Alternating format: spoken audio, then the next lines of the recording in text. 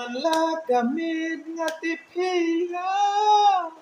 So hello guys, welcome back to my channel and that new video में guys आप सभी का मेरे चैनल में बहुत बहुत स्वागत है। So इस चैनल में ब्लॉग और रिएक्शन वीडियो मिलता है, वो रिएक्शन पे भी वो खराw उमदोर का म्यूजिक मिलेगा गाइस। तो मैंने बताया आप लोगों को फिर से मैं खराw उमदोर का वीडियो रिएक्शन करने वाला हूँ। रिएक्शन ही वो कहने में अकेला बैठ के बोर हो रहा था, इसलिए आप लोगों के साथ सुनने वाला साथ में सुनने का गाइस। So वो क्या है ना, वो उसका गाना का नाम है Wat Pynbor या Bym Ieid। सो मैंने कहा था ना मैं Wat Pynbor या Bym Ieid की वो इसका गाना को रिएक्शन करने वाला सुनने वाला आप लोगों के साथ। सो तो ngaruh kan keren tak kan keren kasih dia no to tada ngasnya ta ke Wat Pynbor ya Bym Ieid ngakin mau baik informasi baladan namar do di parlo ngaruh ilale bekum kutu ke hi namar ani ngasih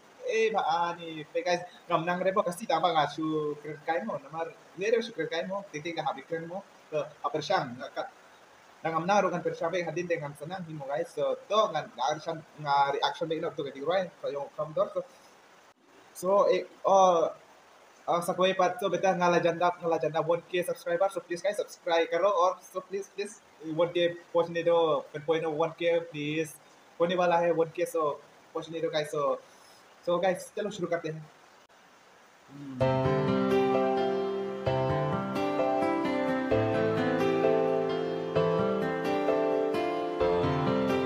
Wat Pynbor ya Bym Ieid।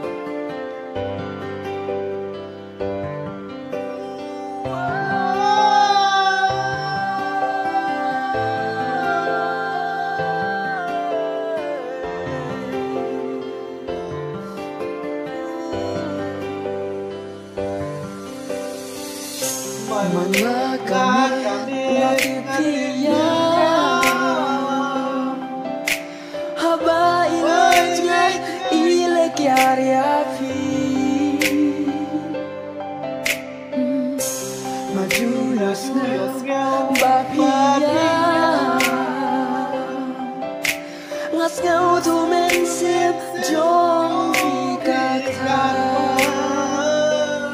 Hava in eja fi Balai phiền eja Chính em trong vi Cầm đây na vân ta trong In đồn chim xeo ya fi Im xeo thu ya fi Wala biyam Wat Pynbor ya Bym Ieid Siyang banjit da kaway kalenti Wala nga tip kalong kabaya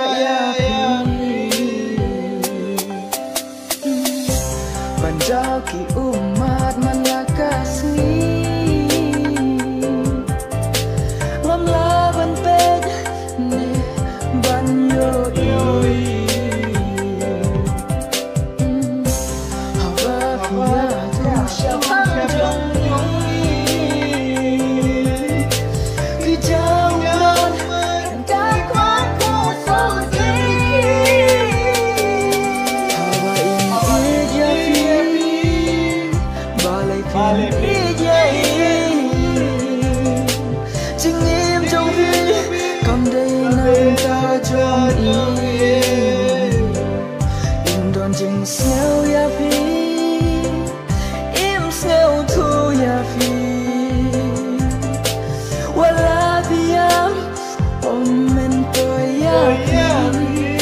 Wat Pynbor ya Bym Ieid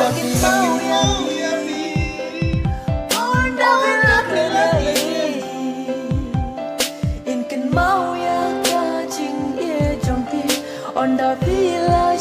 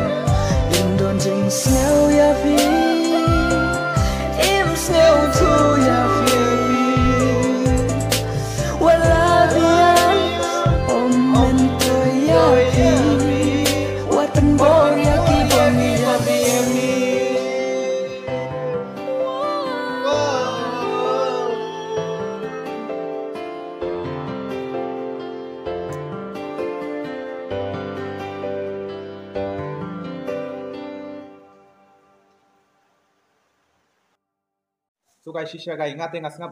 ngap tak jing roi jong Khraw Umdor ngate ngalajan jauh ngalajan jambek क्या बोलूं यार ये गाना है ना मेरा एक दोस्त के लिए है ना वो ये गाना वो पहले ना वो भी ऐसा हार्ट ब्रेक का था इसलिए ऐसा गाना उसको शूट करा है ना ya baba tu perlu juga tagrawan ni Wat Pynbor ya ki Bym Ieid ya pi deh shisha kata गजरा Wat Pynbor ki Bym Ieid guys को कमेंट करना क्योंकि नीचे आप लोग को कमेंट करेगा तो मैं कौन सा गाना रिएक्शन करेगा आप लोग को पता है ना क्योंकि साथ में सुनिए थोड़ा अच्छा फील आता है ना और आप लोग को भी क्या कहते हैं आप लोग भी क्या सोचते हैं उसके बारे में मुझे भी पता चलेगा इसलिए मेरा दिल के बात में कह रहा हूँ सो गाइस सब्सक्राइब करना ओके दूसरे वीडियो पे मिलते हैं गाइस बाय बाय।